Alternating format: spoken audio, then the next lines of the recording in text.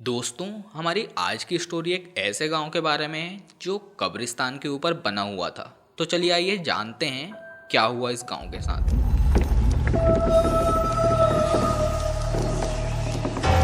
So guys, ये story आज से अराउंड 20 साल पहले की है। तब वरुण के गांव के पास में एक जंगल हुआ करता था।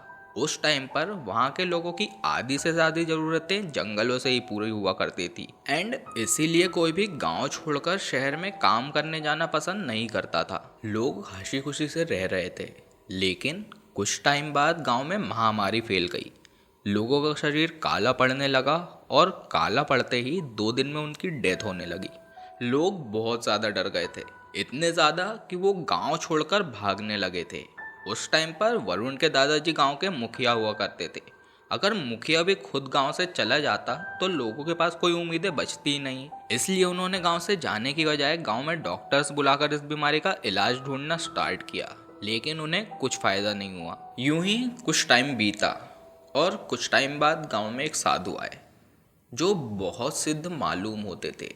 लोगों ने उन्हें अपनी पूरी समस्या बताई और फिर उनसे उसका समाधान ढूंढने की गुजारिश करी। साधु ने गांव के मुखिया यानी कि वरुण के दादाजी को बताया कि जिस जमीन पर यह गांव है वहां पहले कब्रिस्तान हुआ करता था जिसमें पिशाच रहते थे और अब उन पिशाचों को गांव में वापस आना है। उनके आने का एकमात्र तरीका है इंसानों का शरीर जिसके जरिए वो गांव में आ सकते हैं। इसीलिए कोई पिशाच जैसे ही किसी इंसान के शरीर में कब्जा करता है वैसे ही उसकी 2 दिनों में मौत हो जाती है। एंड फिर उस साधु ने इन पिशाचों से निपटने का एक उपाय बताया। वो गांव को बचा सकते थे पर इसके लिए उन्हें कुंवारी लड़की चाहिए थी जिसके साथ वो 3.5 फेरे लेते और फिर अगले दिन उसकी बलि दे देते। वरुण के दादाजी ने यह बात गांव के सभी लोगों को बताई लेकिन कोई भी अपनी बेटी की बलि देने के लिए तैयार नहीं था। और आखिर हो भी क्यों?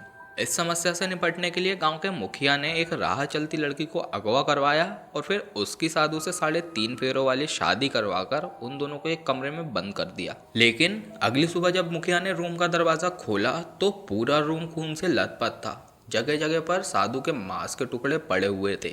पूरा रूम मांस की बदबू से भरा हुआ था और वो लड़की उस रूम में नहीं थी। बंद कमरे से वो लड़की कहाँ गायब हो गई किसी को नहीं पता था। लेकिन इस हादसे के बाद गांव में लोगों का मरना बंद हो गया था।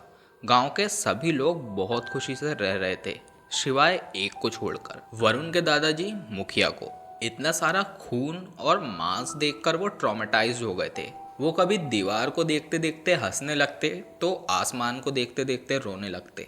उनकी फैमिली ने उन्हें डॉक्टर्स को भी दिखाया लेकिन इसका भी कोई फायदा नहीं हुआ। लेकिन एक दिन जब वरुण अपने दादाजी के कमरे में गया तो उसके दादाजी फांसी लगा रहे थे। बट जैसे ही उनने वरुण को देखा वो उसके पैरों में गिर गए और उससे माफ़ी मांगने लगे। वरुण ने उसके दादाजी से पूछा, दादाजी आप मुझसे माफ़ी क्यों मांग रहे हैं? तो उसके दादाजी ने उसे जो बताया वो सुनकर वरुण की रूह कांप गई। उसके दादाजी उसे कहते हैं ये गांव किसी पिशाचों के वश में नहीं था, ये उनकी एक सोची समझी साजिश थी। वही गांव के लोगों को मरवा कर उन्हें गायब करवा रहे थे ताकि वो अपना बदला ले सकें। वो लड़की जिसे उन्होंने उस साधु के साथ रूम में बंद किया था वो कोई और नहीं बल्कि वही लड़की थी जो उनके खिलाफ चुनाव में खड़ी होने वाली थी। और वो साधु कोई और नहीं बल्कि एक चोर था जिसे मुखिया ने ही पुलिस से बचाया था। उनकी शादी करवाने के बाद मुखिया ने उस साधु के साथ मिलकर जंगल में उस लड़की का रेप किया और फिर उसे जिंदा दफना दिया और उसके बाद उस साधु को मारकर उसके शरीर के पूरे टुकड़े कमरे में फैला दिए। फिर दादाजी वरुण को बताते हैं उस लड़की की आत्मा उन्हें हमेशा सताती रहती है और उसने एक कसम खाई है कि वो उनके पूरे वंश को खत्म कर देगी। उनकी बात चल ही रही थी कि तभी अचानक वरुण की नज़र पड़ती है पास में रखे हुए एक शीशे पर। वो देखता है कि उसके दादाजी के कंधे में वास्तव में वही आत्मा बैठी हुई थी। वरुण ये सब देखकर वहां से घबराकर भाग गया और उसी रात उसके दादाजी ने खुद को फांसी लगा ली। और आगे वैसा ही हुआ जैसा उसके दादाजी ने कहा था। कुछ दिनों बाद वरुण के पापा ने भी खुदकुशी कर ली और अब बारी थी वरुण की। वरुण अपनी जान बचाने के लिए अघोरी के पास गया। अघोरी ने उसे बताया अगर वो उस लड़की की बॉडी का विधि पूर्वक अंतिम संस्कार कर दे तो उस लड़की की आत्मा को मुक्ति मिल जाएगी और उसे उस लड़की से छुटकारा। अब उसे उस लड़की की लाश को ढूंढकर उसका अंतिम संस्कार करना था जो बहुत मुश्किल था। लेकिन जैसे तैसे करके उसने उस लड़की की लाश को ढूंढा और फिर उसका अंतिम संस्कार किया और एट द एंड वरुण बच गया। सो गाइस, ये थी हमारी आज की स्टोरी जो हमें बताती है कि एक लालची आदमी कैसे अपने पूरे वंश का नाश करवा सकता है। यदि आपको वीडियो अच्छी लगी हो तो वीडियो को लाइक करिए।